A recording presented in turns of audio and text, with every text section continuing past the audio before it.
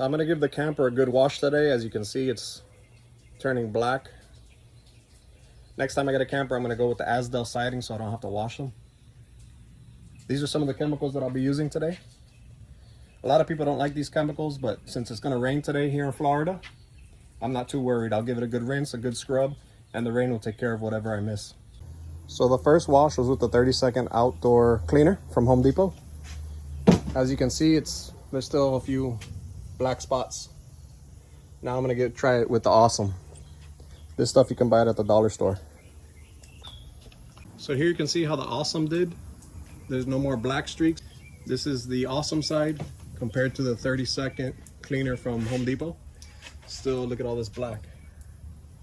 I was gonna try the pink stuff from Home Depot, but this Totally Awesome for only $1. I'm not even gonna waste my time with the pink stuff. Look how good it came out.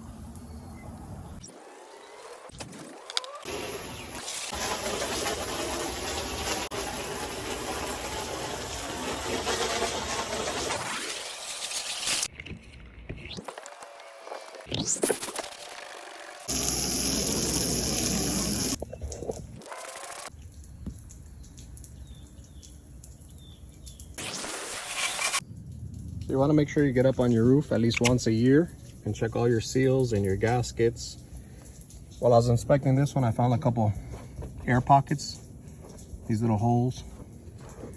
They don't look too bad right now, but water can get in there and it's going to start to lift all this adhesive and possibly make its way into the camper.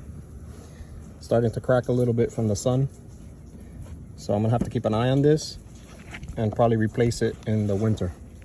It's not too bad, but you want to know what's up on your roof before you get a surprise. You want to check all these plastics as well. Make sure the sun's not rotting them, making them soft. The sun will beat these things a lot throughout the summer, and they'll turn into like a potato chip. They'll just start flaking, as well as your skylights if you have any, and the AC cover.